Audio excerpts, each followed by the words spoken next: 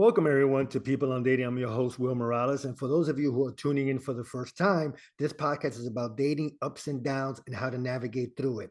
Today, my guest is Elizabeth Polinsky, who is a marriage counselor in Norfolk, Virginia, and the host of the Communicate and Connect podcast for military relationships. Elizabeth, thank you so much for being on People on Dating. How are you? Yeah, I'm doing really, really great. It's a great day so far. And I'm excited to be here. We all want relationships, and they can be incredibly hard and challenging to find one, and then to find one that lasts. So I feel like this is a really important topic that applies to everybody. Yeah, and today I think it's a good topic, communication 101. And first of all, I want to ask you, Elizabeth, how did you get here? What was Elizabeth's journey to get to be a podcast Mm, host, a marriage counselor? What was that journey like for you? yeah. When I was in my master's program, um, I knew that I wanted to do couples counseling. Yeah. I had I had gone through a really rough breakup, um, and I know we're going to talk about books later, but I had read this book called The Science of Happily Ever After Mm. by Tashiro, and I bought 3 copies of that book. I have the audio version, I Oh, have the wow. Kindle version, the hard copy. That was so helpful for me in thinking about how I wanted to go about picking a partner. Right. Um, So anyway, I knew that relationships were my jam. Um, After I graduated, I worked for several years as an individual therapist, worked for the Department of Veterans Affairs. I would have clients who, at time, they went through traumatic things, Right. wars and things like that. Um, and then I would have clients that, even though they went through those traumatic things, the things that still lingered and still hurt were the relationship traumas, the breakups, the betrayals, the affairs, the ways that they had been really hurt Mhm. in their marriages. Um, so when when I met my husband, who is in the Navy, and we have been moving around, Mhm. um, when it was time for us to move, I decided, okay, now's the time. I'm gonna really focus in on working with couples um, instead of the individuals. So I started working with military couples, sort of hoping that I could, help them before things got really rough and before they turned into the veterans that were had been in my office before. Um, but there's only one of me, and not that many people who are really specialized in working with military couples. And so I created the podcast as a way to hopefully help more people who, either because they can't find a couple therapist, Mhm. or they can't afford one, or their schedules don't allow for that. So many reasons why. Um, and then, of course, sometimes people just aren't, like, one person is willing to go and one person isn't. So the podcast is there to hopefully be an extra resource. Yeah, because I always see or been around, or even myself, where I find it tough to communicate because do you really want to tell the truth? Do you want to really say what you feel? Are you going to hurt the other person's feelings, or are you going to be damned with their feelings? I don't care.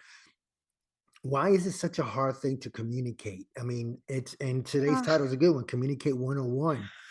Is there such a thing as being a bad communicator, especially when you're dating? Let's say at the beginning you're dating and then you hopefully it leads to something more. Um, because I went through that, Elizabeth, where I just kept things to myself when I was younger.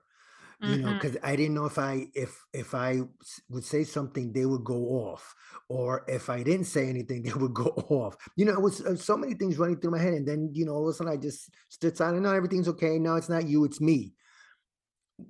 What Yes, is that it? is a very common Yeah, pattern. yeah. What you just described, is a very common pattern that Mhm. happens in relationships, where one person, um, really wants there to be more discussion in the relationship, more talking about vulnerable things, and the other person is sort of stuck. Like, well, if I not talking seems to be the thing to do. It keeps me safe. It prevents arguments. But then the more I don't talk, the more they get frustrated that I'm Right. not talking. Right. So that is actually the most common communication pattern that happens in couples, and is exactly what I do, what I help couples with in counseling. But to go back to your question about what makes communication so hard, I think really it comes down to yeah, fear. I think there could be a lot of ways that I could talk about this. And if you caught me on a different day, maybe I would describe it differently. But um, I none of us want to be criticized. Mm, None of us want to feel like our partner doesn't care about us or that we're not a priority. And if my experiences, either um, either from childhood, from past romantic relationships, or even in this current relationship, if my experience is that it's not safe for me to share my feelings, I'm gonna get my partner's going to be defensive. They're not going to hear me or understand, or they'll get critical of what I say. mm, Then that to my nervous system, that tells me it's not safe to communicate and to share how I really feel. wow. Yeah. So in and tell me if I got this wrong. So if we're sensing our partner um might not accept what we're saying, or we might say, I guess they're anticipating because we haven't said anything yet, but we're Mhm. looking at their body posture, we're looking at their face. Is that a way that they're communicating to, like, hey, whatever you're going to tell me, I'm not going to agree with. I'm not going to even give you the time of day to agree with you or to disagree with you. Am I in the ballpark there? Yes. So our nervous systems are actually um, very in tune Mm. with our surroundings. So even before somebody's said anything, my brain is actually is scanning you, not intentionally. It's none of this is like an intentional behavior. Our brains are naturally just doing this. They're Right. looking for tone of voice, looking for changes in facial expression and body language. And if I yeah, I was talking about this with a couple recently, you're so in tune to your partner that you're noticing any shift in their emotional state. Mm, And then my nervous system, when I sense a shift in somebody else, the nervous system has to then code, am I safe, or is there a threat of some kind here, a danger? And so if somebody I don't know, let's see, rolls their eyes or has a big sigh, or crosses their arms, and I see that they haven't said anything, but that can bring up the the feeling of nervousness that like, oh, here we go, it's not going to be good, you know, yeah. um, and it can make you want to get out of the conversation, or in the case of the person who is the one with like more energy. They really want to talk about things. It can actually increase their anxiety to where they're like, "Oh my gosh, we have to talk about this now. We have to fix this. Something is Mhm. wrong. We got to make it better." Um, which then, of course, that level of urgency is stemming from the kind of anxiety that comes up in their nervous system. Yeah. And then to the partner who's more quiet, that then gets their nervous system activated, like, "Oh my gosh, now there's all of this, energy between us." Uh, yeah. So So, so so I does one got of the kinda off partners track get there, yeah, help me. no, no, that's okay. No, I was because I was asking if there's a situation where, again, if a partner, like I mentioned before, if a partner just senses someone, like you said, they roll their eyes, their body language, now they're closed off. How do you? So then, how is that dealt with then? Because if the other partner doesn't want to hear what partner A wants to say, but partner B is pretty much standoffish. How is that handled then? Because one of the partners are going to be frustrated and say, you know what, this doesn't work. I'm out of here. Have you dealt with situations like that? And have you dealt with, besides military relationships and all that, Mhm. just partners in general that are not um together in marriage, so to speak? Yes. Yeah. These patterns are there.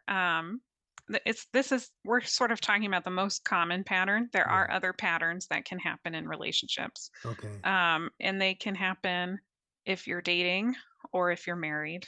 Um, and yeah, I've worked with tons of couples who have this pattern, couples who are also not military or veterans. Right. Um, Part of what we're doing, um, when I work with couples in this way is I'm helping them get in touch with their own emotions so that way they're not just reacting. That's Mm. often what is happening. I sense your body shifting or your tone or your eye roll or something. Right. I start feeling something and then I just react out of it. Mm. So, you've I don't know if people have told you this, but before I got married, everyone was like, it was a big thing to say, "Oh, you should go to individual counseling before you get married." That was like something I always heard Mm. um, growing up. I don't know if that is common for other people too, but Yeah. one of the things that I think why people recommend that is to to learn how to be with my own emotions, Mm. so that way I can recognize what they are. I can kind of calm myself down and I can learn to respond to the situation versus just reacting out of the strong emotion. And so that's often what I end up doing with couples to then Mhm. also help them communicate more clearly. So, I've been in situations, Elizabeth, when we're talking with Mhm. Elizabeth Polinsky. Today's topic is communication 101. And I've been in situations, when I was a little younger, where, I wanted to say what I wanted to say, or how I felt. But then I would see my partner and she would be, in a state of just you. I would just see her eyes and I would just see her, she would be closed off. And I would say, my God, I'm not going to get through, Mhm. so it's like, what's the point? And I don't regret not saying anything because I just knew it was the end. We just have gone our separate ways. But in a situation like that, Elizabeth, again, you know, is there such a thing as closure then?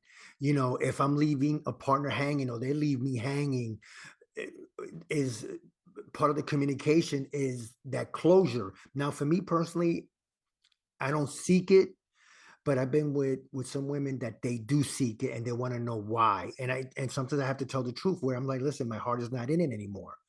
Mhm. You know, um, again, how does that navigate it if one partner doesn't really want to say anything and they just leave, and all of a sudden now you're ghosting them because you never hear from them again, and that closure part of, hey, why did he leave or why did she leave, hasn't been answered. Sorry that I went off on a tangent there. No, that's okay. Let me organize my thoughts. So we're really talking more about how to break up in a positive way. Yeah, in a Is that positive way, because that's part of the communication, our communication 101. So yeah, if there is such a thing as breaking up in a positive way. Yeah, I think there is. It can be hard to achieve. It can be hard to achieve. I think I've experienced it one time myself, and after that conversation, I was like, "Wow, I wish all my previous breakups had been like that," which was really really lovely. I tend to I tend to think that, and from what I hear from couples, honesty always feels better than being left hanging, and Mm, then not knowing. The not knowing seems to be much more emotionally challenging for people than the honesty. mm, Um, and I mean, kind of like some people will break up um, during a fight when there's a lot of anger and there's like a lot of criticism. That's not really the honesty that I'm talking about. Nobody needs to be bashed over the head like So to while speak, while yeah. a breakup. Yeah. But to in a not in the heat of the moment, to send a really clear message. This is not working for me anymore. I want to separate. I want to see other people. That is going to be more helpful. Now, some people will take that really hard, especially if they were in the relationship, um, thinking that this is, wanting it to continue. Mm, Um, it can also trigger a lot of feelings of insecurity, um, or sort of childhood wounds for people mm, that you just can't necessarily you can't control for that. There's no way to prevent that from happening. If that happens for them, then of course, like therapy would be helpful for working through that. Um, let's say that you were really clear, um, and they still are craving this something else that's closure like. yeah. At that point, it's setting a clear boundary and sticking with that boundary. So saying, uh, so let's say you had a really clear conversation, and then weeks later, they're still calling, they're still um, trying to interact with you, try to get back together. At that point, what I would probably say in a kind way to still say, we've had this talk already. I don't want to be together. Um, at this point, I've I've got to start blocking your calls, or I'm no longer going to be answering them, or I'm not going to be responding back. Um, so that way they know. Again, it's not like you're ghosting them because you're sending a clear message about this is the boundary and this is what I'm going to do. Because this is now uncomfortable for me for you to keep contacting me, and then you have to stick to it. That's that can sometimes be hard for people. Um, they feel bad about the fact that the other person is so hurt that then they keep calling or keep texting, keep Mm. meeting up with them. But that actually prevents the person from healing and doing what they need to do to heal and move on. Um, Are we and providing false hope then for for that person? yes, Yeah, sorry, it I didn't is mean to cut false. you off. Yeah, Yeah. no, that's a perfect phrase. It is false hope, and the better thing to do is to have the clear boundary that's communicated to them. Right. It's funny that you had mentioned about, setting up personal boundaries because I remember, wow, 10, 12, 15 years ago, I can't remember the timeline. And it was a woman I was dating, and we got along very well. But towards the last few months of our relationship, and we're talking with Elizabeth Polinsky, host of the Communicate and Connect podcast for military relationships. And she wanted to still hang out with me. And even like I remember a couple of times she said, "Oh, we should cuddle together." But I knew the relationship was over. It just wasn't going anywhere. And I remember at times where I would get a phone call or I see her name and I just instantly, Elizabeth, just like, oh shit. So anyway, making a long story short, I told her, I said, listen, I'm ready to move on. And that was so hard for me to say. But I think if I didn't say it, I didn't want to lead her on to something that wasn't going to happen again. Um, is if you can, Elizabeth, can you give us like maybe a couple of steps, two, three, four steps of how we could communicate those type of feelings where it is definitely time to maybe move on. If I don't mean to put you on the spot. Yeah. Um, so when I hear you talk about that, um, I'm thinking it's some people are just a little more reserved with their feelings, Sure. and I'm thinking those are the people who would find this more challenging, although I think it's never easy to break up Right. with somebody. Right. Um, I think the first thing is that I would um, encourage people to be able to talk about themselves. And so, one of the things that I teach people in couple therapy Mhm. is this acronym called Temp, which is it's a tool to figure out what is happening on the inside of me Mhm. emotionally. So it stands for trigger, so like some cue, something in the environment. I saw your eyes roll, that sort of thing. Right. Um, so T is trigger. E is emotion. I feel sad. I feel scared. I feel angry, Mm. guilty, um, embarrassed. M is meaning, so which is sort of what am I thinking? What does it mean to me that you rolled your eyes? Mm. So T is roll your eyes. E is You said uh, emotion? emotion. Yeah, I was trying to think what emotion would I feel if someone rolled their eyes at me. I I think probably I'd feel feel anger, pissed. yeah. Yeah. Yeah. So What we'll go with anger. So yeah. rolled your eyes, I feel angry. Meaning might be you're disrespecting me. Maybe that would be a meaning. Or you think I'm ridiculous could be another meaning that I could see Right. somebody having. And then my P is for protection. How am I wanting to protect myself? How am I wanting to cope? Um, well, now I find myself wanting to criticize you because you're conveying that I'm ridiculous. So now I want to say you're ridiculous. That would be the going through temp. And that is a useful skill even if you don't share that necessarily with your partner. It's good to practice for knowing what's happening on the inside. Right. And then it allows you to talk about when you are going to have a conversation with your partner, whether or not it's to break up, but especially if you're going to break up, it's good to talk about what's happening on the inside of you Yeah. versus going into, well, you never listen to me. Because if you say you never listen to me, likely what your partner is going to say is, well, I can work on that. I can change that. Mm. If that is something you're open to, then maybe that is useful to say. But if you are certain the relationship is over, then giving them things that you don't like about them is just going to give them stuff to have a rebuttal to. Well, I can work on that. We can go to therapy. I can do better, different stuff like that. And now Yeah. you're in this debate.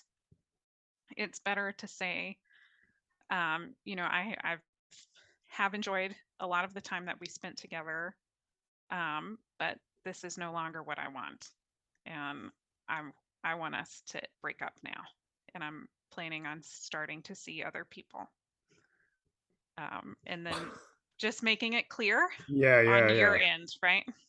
Yeah, no, I like the temp, I like the trigger, yeah, the emotion. The M is for meaning and P is for protection. That again, and it's good, like you said, to practice it. Just how we gonna, I guess, talk to our partner and practice the temp. I guess we call it the temp program or something like that, for lack of a better phrase on my part. First of all, Elizabeth, I want to thank you so much for being on People on Dating. I really appreciate it. Before I let you go, just a couple more things. You talked about a book earlier, and if you have any books that you would like to recommend or talk about yourself, because you have at least probably 10 books in you that you could write probably in a year. Okay, so I have not written any books yet. One day probably, but I No, no, have a no. lot of It has books to that be, I Elizabeth. You have good. This is a good subject to talk about and write about. yes, yeah, on the to-do list, eventually, Okay. eventually. But I do have books that I recommend to couples, and Okay. so for people who are dating and they don't have a committed life partner yet, the two books that I think are um, helpful in terms of thinking about dating, Right. even who you want to go on dates with, are The Science of Happily Ever After by Tashiro and Attached by Levine. Okay. I can't remember the person's first name, but Levine is the last name of the first author for that book. Okay. Um, then two books that I think are really helpful. Uh, you could read them even if you're single, and they would help you think about relationships. But certainly, if you have been dating a while, or at any point in a relationship stage, to understand some of the foundation of what makes love last Yeah. long term. Those would be Hold Me Tight by Dr. Sue Johnson, which is a book that is based off of emotionally focused couple therapy, which is the type of therapy that I do. Okay. And that that was really written for couples, and there are discussion questions. There are also workshops that are based on this book. And I do these workshops also. You can find them all over the country. Right. Um, she also wrote a book called Love Sense, which is more about kind of the science behind love. That Okay. is really, really good, but it doesn't have the discussion questions for couples. Okay. So we got the science of ever after. Did I get that right? Happily Ever After. Oh, The Science of Happily Ever After. happily ever after. Then we got attach. Hmm. And then for, I guess you could say for couples is hold me tight and love sense. Yes. Okay. Mhm. Sounds perfect. And tell us about your work as a marriage counselor.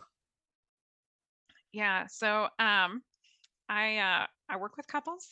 They don't have to be married. Uh, and I'm licensed in 4 states.